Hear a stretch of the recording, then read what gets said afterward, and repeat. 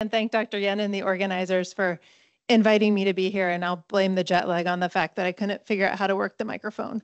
But I'm here to share our work on pancreatic precancers. And I'm fortunate to have gone after Dr. Lau, who really presented beautiful context for studying pancreatic cancer, why it's such a great clinical problem. It's often diagnosed at late stage when prognosis is very poor. But unlike advanced pancreatic cancer, pancreatic precancers are advanced pancreatic cancer arises from precancerous neoplasms that are curable if detected and treated early enough. So this really highlights opportunities for early detection and intervention. But one of the foundations for my work is that we need to understand these precancers, both their anatomy and their molecular features in human tissue to provide a rational foundation for early detection and interception approaches.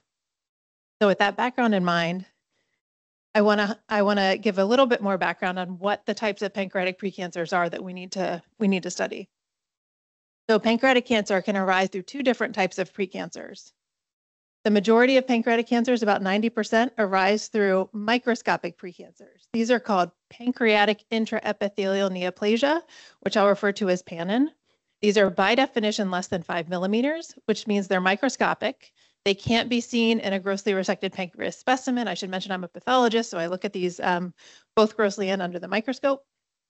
So they can't be seen grossly. They also can't be seen on traditional radiographic imaging approaches. This makes them very challenging to study because they're typically detected incidentally. So there's a lot of fundamental questions about PANNs that until recently we didn't know because we can't see them on imaging or see them grossly. An important minority of pancreatic cancers arise through larger cystic precancers. The most common one of these is called intraductal papillary mucinous neoplasm, or IPMN. These are by definition greater than a centimeter in size. They often get much larger. That means they can be seen on radiographic imaging. They can also be seen in a grossly resected pancreatic specimen.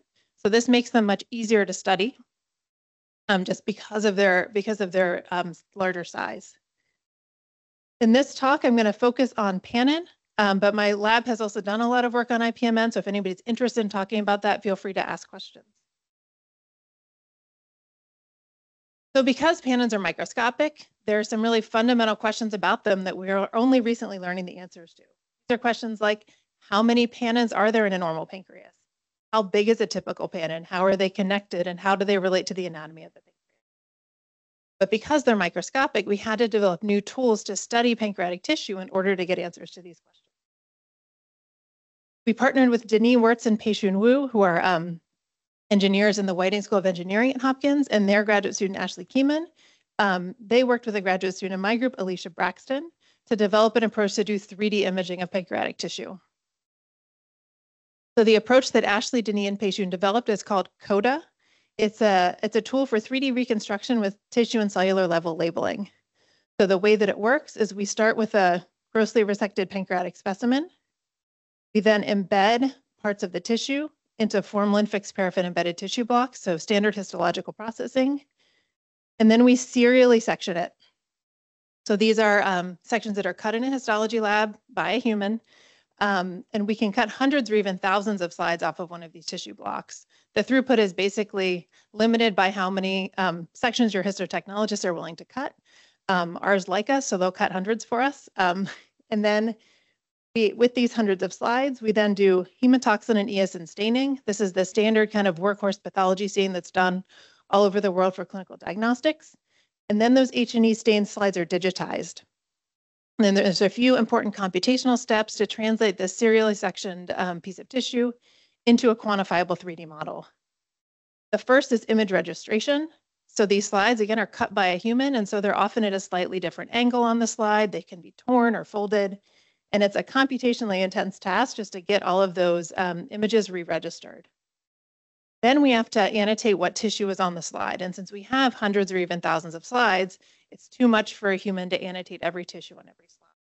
So we've trained a deep learning algorithm that does the tissue annotation, then can do cell detection within those annotated tissues. And then the final product is a quantifiable 3D model. And the original CODA method was published now a couple of years ago in Nature Methods. This is an example of a pancreatic tissue block that was reconstructed with CODA. It's about 3 cubic centimeters, so about the size of a game dice. Going to show you all the different tissues. So those are the blood vessels in this piece of tissue. This is the duct system with normal duct in blue and then precancer in red. It'll zoom in to show you the level of anatomic detail that we get, adding in the different tissue types, the blood vessels, the islets of Langerhans, which are the endocrine cells, the fat, the acinar tissue. Then it will zoom in to show you that we get single cell level resolution of every cell in this tissue, which is close to 1 billion cells. So we know the 3D coordinates of all the billion cells that are in that block of tissue. One of the things that first struck us when we were looking at these 3D models was just the quantity of precancer, right? When you saw that model, there was a lot of red in this piece of tissue. And so we wanted to map out how those different precancers were connected. So this video is going to start with an image stack, which with each anatomically separate precancer outlined in a different color. You can see there's some turquoise on the right, there's yellow on the bottom, there's pink in the middle. Each of those is a spatially separate precancer with its anatomy defined in 3 dimensions. This is going to show you the whole model, again with normal duct in blue, and every other color that you see is a spatially separate precancer. This piece of tissue is again about 3 cubic centimeters. So within this 3 cubic centimeter block of tissue, there's more than 10 spatially separate pannins. And again, this is going to zoom in on one of them to show you the level of anatomical detail that we get from these 3D tissue models.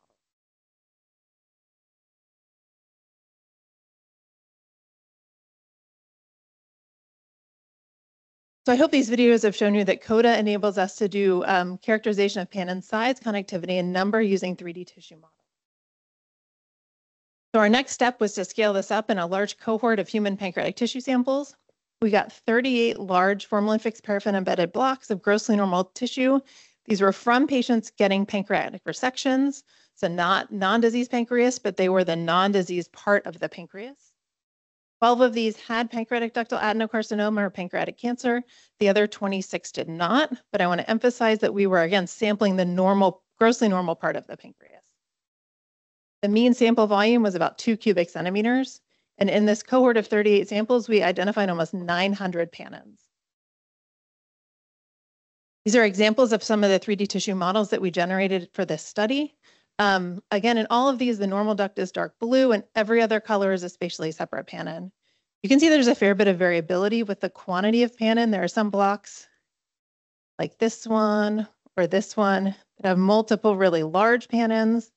Others have a lower pannin burden, but still within every block that we modeled, there were multiple spatially separate pannins. Looking at these 3D models can enable us to answer some really fundamental questions about pannins, like how many cells are in a pannin? This is something we really didn't know because we only identified them on 2D sections before.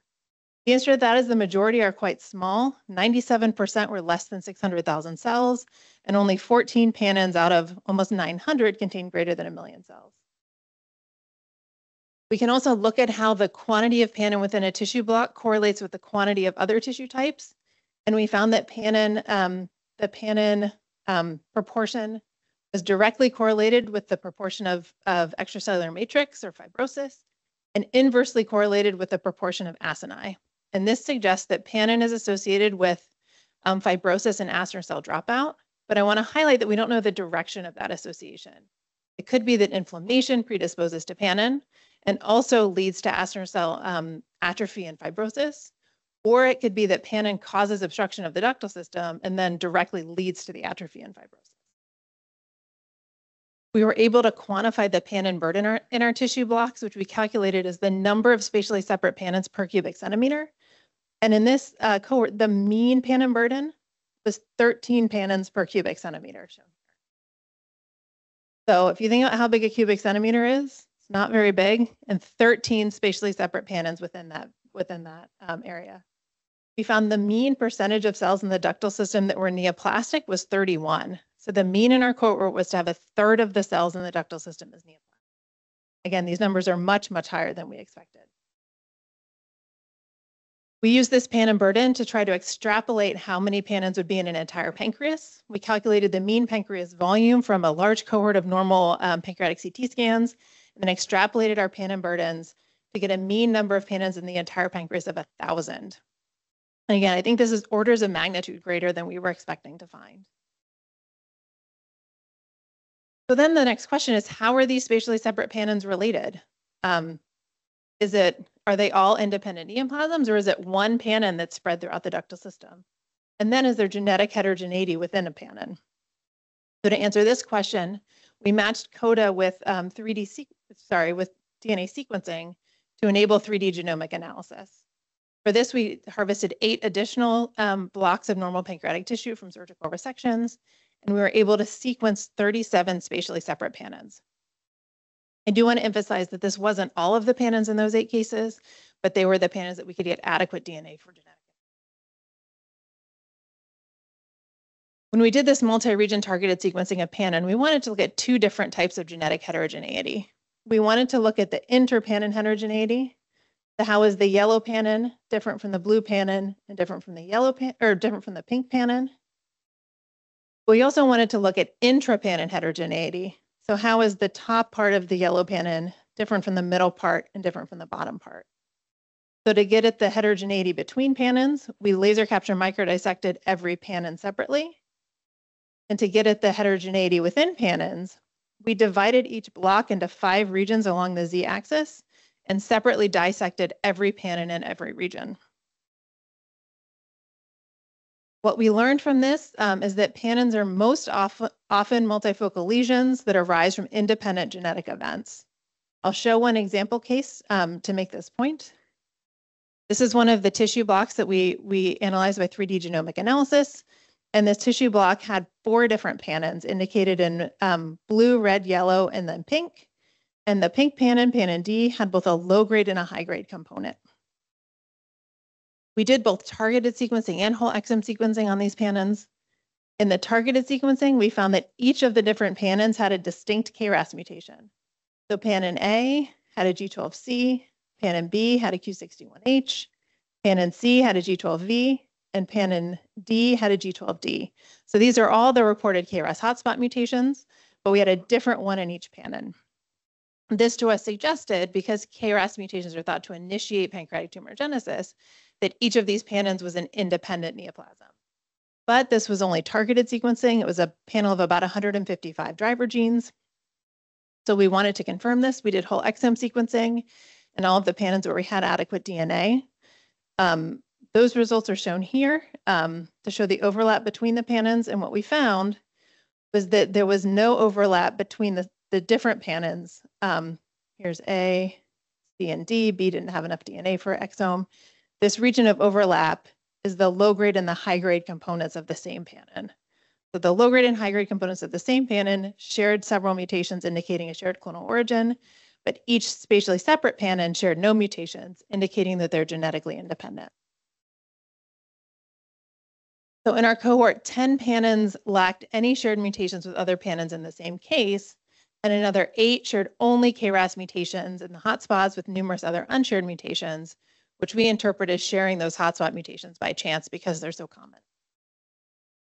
So again, the majority of pannons that we analyzed seem to arise from independent genetic events. However, we did find a couple of cases of intraductal spread of low-grade pannon, and I'll show one example of that next.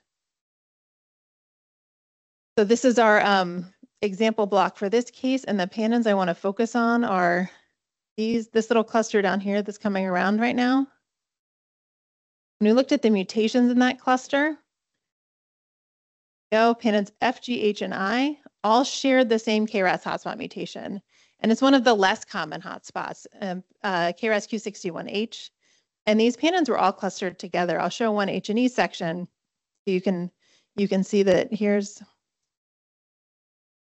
F, G, H, and I. So they're clustered together. They have an uncommon hotspot, but they are separated in 3 dimensions by areas of normal duct. So we were suspicious that they might actually be related. And when we did the exome sequencing, we found that there was a shared cluster of 7 mutations indicated here with this overlap that was in all of the pannons in that cluster. So they shared a clonal origin despite having regions of normal duct that separated them. We found intraductal spread in 6 of the pannons in our cohort in 2 separate cases. And then finally, as if it's not complicated enough, we also found some pannons that had multiple KRAS mutations. I'll show one example here. This is our block of interest. I think this is the one that has our largest and most complicated pannons. For the talk today, I'm just going to focus on the yellow pannon, which is this one. When we did our targeted sequencing, we found that this yellow pannon had 5 different KRAS mutations within this one spatially contiguous pannon. It had a G12V, a G12D, a G12R, and then 2 different Q61H mutations. Because this targeted sequencing was done to a couple of 100x coverage, we wanted to confirm the variant allele frequencies of these mutations. So we did ultra deep targeted sequencing of just the KRAS hotspot, and we confirmed these 5 mutations. And we found that when we looked at the variant allele frequencies in the different regions along the z-axis, that the different hotspot mutations kind of mirrored each other. The G12R was the most prevalent mutation in region 2, whereas G12V was the most prevalent mutation in region 5. And this to us suggested that the different KRAS mutations were in different cell populations that had differing proportions in the different regions. To provide further evidence for this idea, we collaborated with Rachel Carton and her postdoc Jiaying Lai, Rachel's a computational biologist who develops computational approaches for evolutionary reconstruction. And Rachel and Jiaying did evolutionary reconstruction with their pictograph pipeline from our whole exome sequencing data. This is the tree from that same yellow pannon, and it shows that each of the KRAS mutations defines a distinct subclone that shares no common ancestor other than the root here, which is the germline. Again, suggesting that these KRAS mutations are defining independent clones, suggesting a polyclonal origin for these pannons that share multiple KRAS mutations. We wanted to map spatially where these KRAS mutations were occurring, and so we used an RNA in situ hybridization-based approach that could distinguish the different KRAS hotspot mutations. There are at least the ones in codon 12. And what we saw was that there were some regions, like up at the top, that seemed to have G12R but no G12D. Regions here on the bottom that had G12D but no G12R. And then other regions that had some scattered signal, which we interpreted as background and likely where the Q61H mutations were happening. Again, these different clones with distinct KRAS mutations are in regionally distinct parts of the pannon. So some of the pannons that we sequenced harbored multiple KRAS mutations. We had 7 spatially separate pannons from 4 cases with these multiple KRAS mutations, and our computational in situ analyses supported a polyclonal origin. So far, I've used the genomic data to make conclusions about the origin of the pannons, to show that they're mostly independent neoplasm. But there's other things we can glean from this comprehensive sequencing of pannons. One of the things we can do is we can look at the pattern of single nucleotide variants in the SNPs, or in the pannons. One of the things we looked at was the prevalence of the different KRAS hotspots.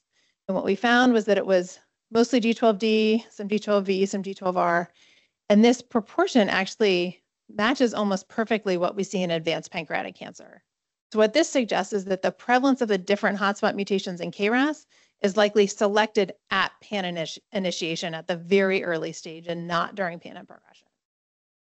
We also looked at mutation signatures.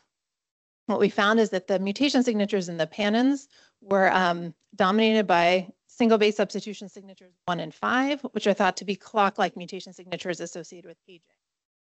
Other signatures that have been reported in pancreatic cancer, like ApoBAC and defective DNA repair, were not seen in our pannons. And what this suggests to us is that there's different mutagenic processes occurring at different time points.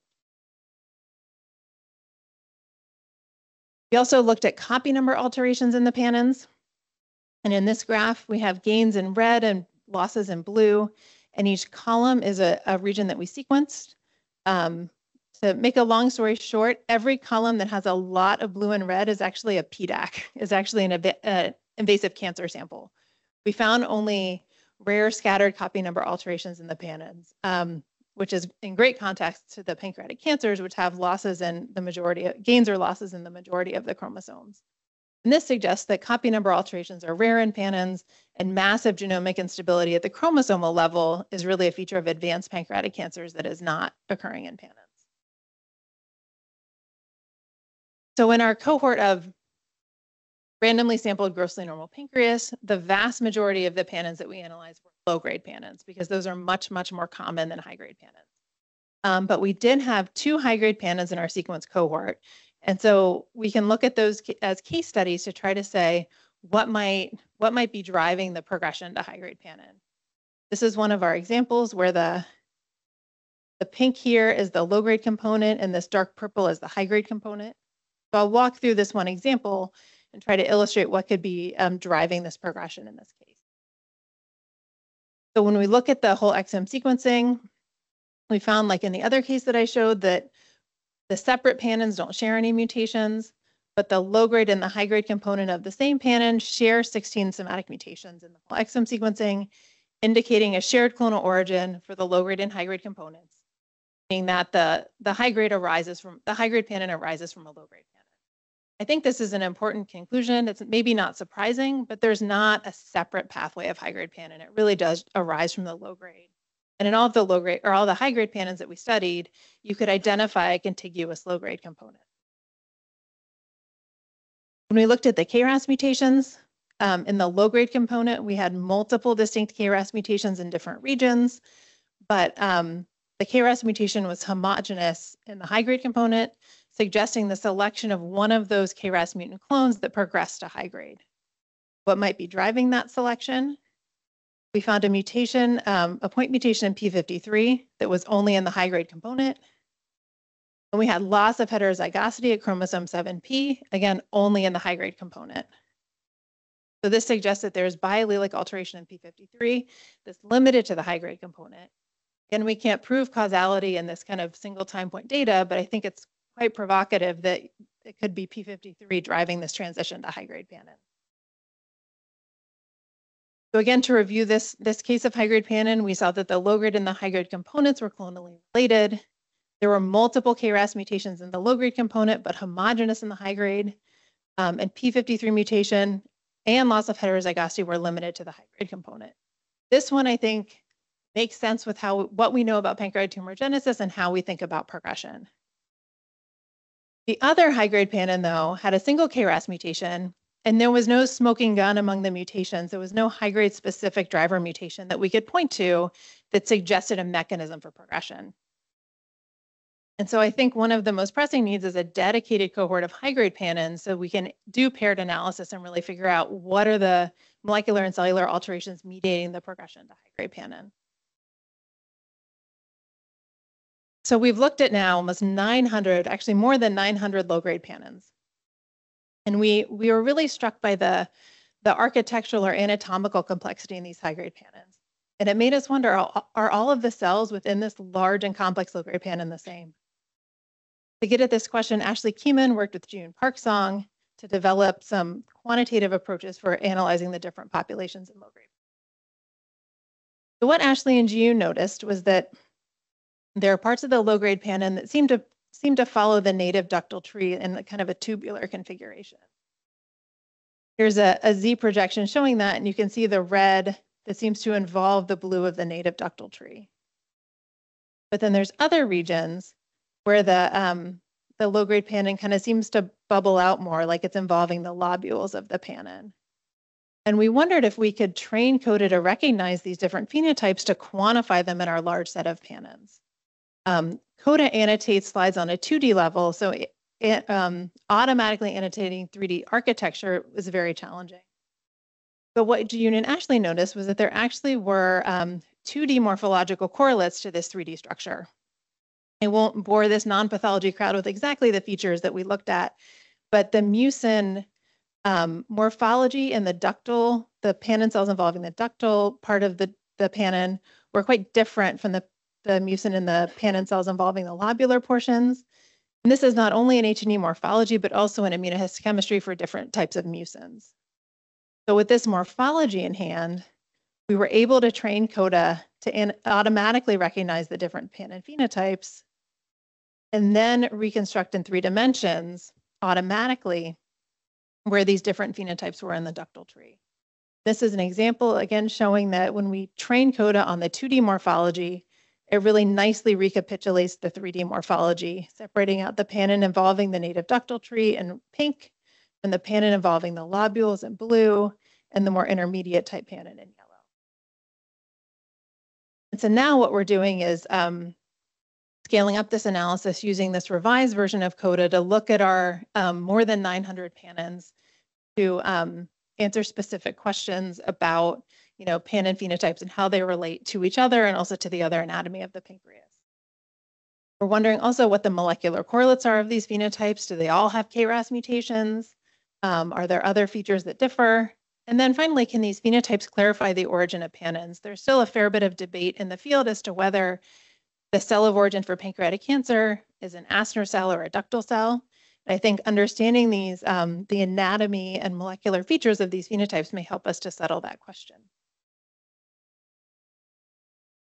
So my talk has been very biased toward the neoplastic cells, but obviously these neoplastic cells occur in cellular microenvironments, and I think we ignore them at our peril. So we wanted to start thinking about whether we could quantify the cellular microenvironments of pannins in 3D. This is work again by Ashley Keyman and then two students in her lab, Valentina and Christina. So what Ashley, Valentina, and Christina wanted to do was to integrate immunolabeling into these 3D pancreas maps. So to build the CODA anatomical map, we need an H&E every 3 slides. And that leaves us 2 slides intervening for any sort of spatially resolved analysis that we want to do. So for the sequencing study, we cut some of the intervening slides onto membrane slides so we can microdissect. For this, we cut them onto plus slides so we could then do immunohistochemistry. And I want to highlight that we did IHC for this because it's fairly inexpensive and straightforward, but any sort of spatially resolved molecular approach, as long as it can be done on an FFPE section, can be integrated into the CODA model. So I'll focus on kind of the simplest thing we could think of to do, which was an immunohistochemical stain for CD45, broad labeling of immune cells. So this was computationally not trivial to work out, and I should mention this is now on bioRxiv with Ashley's first author if you want to look it up. But we had to co-register the serial sections, the H&Es and the IHCs together, and then quantify the immune cells from the IHC slides and annotate them into the 3D model. This is an example of one of the 3D immunomaps of a large and complex pannin. And what I hope you can see here is that there is kind of shocking heterogeneity with respect to the immune infiltrate in this pannin. There's regions like the one on the left that have almost no immune cells, and then regions like the one on the right that is not very far away, that has a ton of immune cells. And we are really shocked at the level of heterogeneity with respect to just the quantity of the immune cells. We're not even getting at what's in there, but just how much is there. And it really, to me, calls into question the traditional way of analyzing the immune infiltrate, which is to cut a single 5-micron section, maybe even, heaven forbid, use a tissue microarray. And how much are we missing by sampling small areas because there's so much heterogeneity in this one. So I hope that I've convinced you that these multiple spatially separate pannins occur within a relatively small sample of pancreas. Multifocal pannins often arise from independent genetic events. We have intraductal spread. It's not very common, but it can occur. And some pannins have multiple KRAS mutations with our computational and in situ data strongly suggestive of a polyclonal origin. I think there's a ton of future directions for this work. One of the things that struck us first is just wondering, what's the mechanism for this multifocal neoplasia? Why do we all have hundreds or even thousands of pannins? As I highlighted earlier, we still don't know in most patients what alterations are associated with the progression to high-grade pannin, and we need a dedicated cohort of these rare lesions to really get at that. And then I mentioned that our work was done on patients who were having pancreatic surgery. Many of them did not have pancreatic ductal adenocarcinoma, but they still had a reason to get their pancreas out. And I think it's important to look at pannin burden across age and pancreata lacking any abnormality. There are several groups that we're collaborating with who harvest pancreata from organ donors. So these are patients who die for other reasons and are having their livers and kidneys transplanted, and we get the pancreas from those. So those are patients who have no pancreatic disease, and this is letting us start to map the pannins in these pancreata as well. It's still early days as far as the 3D mapping, but one of our collaborators has published a study using single sections showing that Panin are very, very common even in young people. So I think it really supports the notion that all of us have Panin and likely have a lot of Panin. So I wanted to close just by highlighting some implications for early detection. These low-grade Panins are incredibly common, but if we calculate, they almost never progress. Only 1 in 5 million in a rough back of the envelope calculation, only 1 in 5 million low-grade Panins is going to progress. So with this in mind, surgery is what we usually do when somebody has something we're worried about progressing to pancreatic cancer. If surgery is the intervention, low-grade Panin cannot be the target lesion because then none of us would have a pancreas anymore. So there's an urgent need for biomarkers that predict risk of progression to pancreatic cancer. And I'd argue that one way to achieve this is by studying high-grade Panin in detail to understand what the alterations are that drive progression to high-grade Panin. And then finally, is there a role for KRAS targeting in the prevention setting? Almost all of the Panins that we studied had KRAS hotspot mutations. It was 35 out of 36. And we now are in very exciting times for KRAS mutant tumors because we have small molecule inhibitors that can target KRAS. We also have vaccines against peptides or even mRNA of the KRAS hotspots. These KRAS targeted therapies, both the vaccines and the small molecules, are deployed quite appropriately in the cancer setting. But I'd raise the question of should we be going earlier before the tumors have developed their immunosuppressive microenvironment, before they've developed the plasticity to evolve rapid resistance. And I want to close with just a question about what our goal is for cancer interception.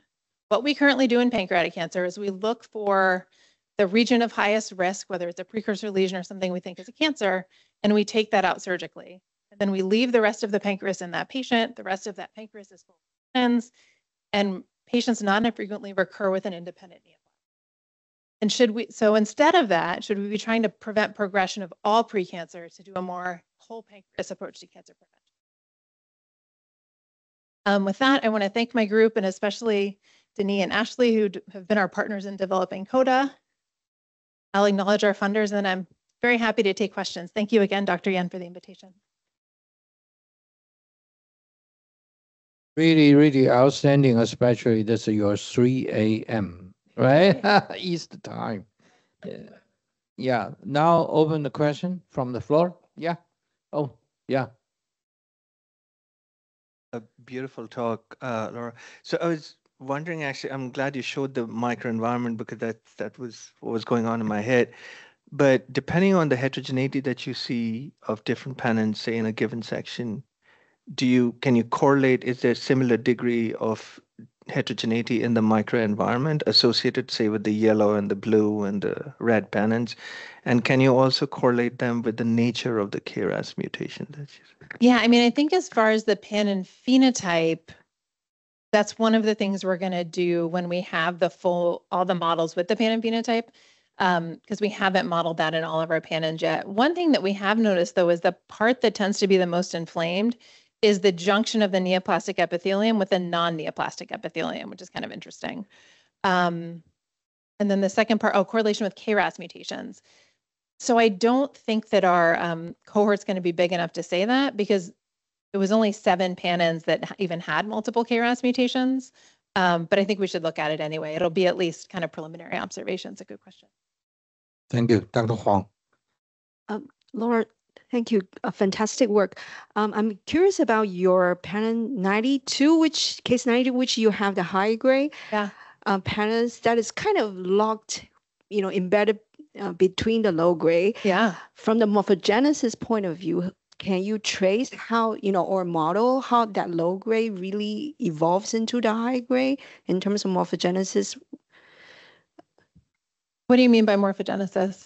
It's like if it arises from the low grade, I presume it probably arises from the neighboring. Yeah. And then because in that 3D structure. Yeah, it's in the duct. In the duct, and then your high grade is kind of stuck in between. Yeah. So I'm just curious, can you trace from which juncture of the low grade it started and then really propagate to form that high grade? Yeah, I mean, so we did the dissection just kind of along the z-axis, and I don't remember off my head exactly which region it was, but we could figure out which region's low grade was the most closely related to the high grade, because there was a subclonal p53 mutation in one of the low grade components. So that must be where the high grade came from. I will say anecdotally, all of the high grades we had were involving the duct, which I thought was kind of interesting too, that it's always in kind of the duct part and not in the lobular part. And one of our other goals for the pan and phenotyping is to say kind of exactly what you said. When you have a high grade, what's the low grade right next to it? And does that tell us what phenotype of low grade is at the highest risk for progression? Because that might highlight which ones we need to think about, as higher risk for intervention or prevention. Dr. Zhang? A really beautiful study. Thank you. 2 questions. First question is about different panel whether correlate with different biologic progressions, the phenotype or the clinical outcome. The second question, because this kind of approach may be more adapted to the prostate cancer early neoplasm lesion high-grade PIN and also the colon cancer adenoma, and to really understand later on their potential, the biology and the clinical, the outcome. Yeah. Yeah, I mean, for the second question first, I think this approach is not at all like specific for pancreas. We only developed it in pancreas because that's what I study and what Ralph Ruban studies, and we convinced the engineers to do that first. But they've now expanded it. I know they've done breast, they've done fallopian tube, they've done skin. I don't know if they've done prostate yet, but they're very interested in expanding it to all different organs. And I think one of the key questions, and one of the reviewers of our paper asked us, like, is this unique to pancreas? What do the 3D models for other organs look like? And we said, well, nobody's done it before. We can't tell you. But I think knowing, is pancreas really unique with the quantity of precancers, or is it just when you look closely enough, every organ has that many precancers? I kind of think it's going to be the latter, to be honest. But I think we have to do that work. The other question was related to phenotypes in the PANNs. Yeah, I mean, I think that's a really, really hard question in pancreas, because once you get enough tissue to fully analyze the PANN, you've taken it out and you never know what it was going to do. I will say that all of the PANNs that had high grade, which you'd argue have the highest risk of progression, were the largest ones. So I do think that the largest ones in their given case, I do think that size of PANN correlates with risk of progression. I think one of the questions that raises is your risk of pancreatic cancer really just based on how much PANN you have, right? Is it just the more KRAS mutant cells you have in your pancreas, the more likely one of those is to get the next thing it needs? And whether PANN burden could be a way to risk stratify patients. We're also, as far as the phenotypes, trying, again, mapping them in our cohort. The preliminary look is that the proportions of the phenotypes are pretty similar across PANNs. So it's not like some of them are all ductal and some of them are all lobular. They're kind of all a mix. So I don't think that's going to be a way to think about risk. But it's challenging in these organs where you take it out to study it and then you don't know what it was going to do if you left it in. Thank you. Yeah. Oh, one more. Last. Dr. Chu. A beautiful work. Thank you. Interesting. And I'm wondering what would be the cause of these mutations? I mean, if there are any data about the mutation burden on these precancerous lesions, and you said in low grade there's no copy number change. Right. How about in high grade? So high grade, there were a couple, but when you have like the widespread copy number change like you see in cancer, that did not happen in high grade PANN. So when we had the high grades, I think they each had 2, like 1 gain and 1 loss, but again, not widespread copy number. As far as mutation burden, it was less than we usually see in PDAC. It was in like the 20s or 30s mutations in the whole exome. And again, we only sequenced 2 high grades. The 2 high grades we sequenced had more than the low grade, but not statistically significant. I do think it kind of suggests a stepwise progression. And do you have a chance to look at the telomere length?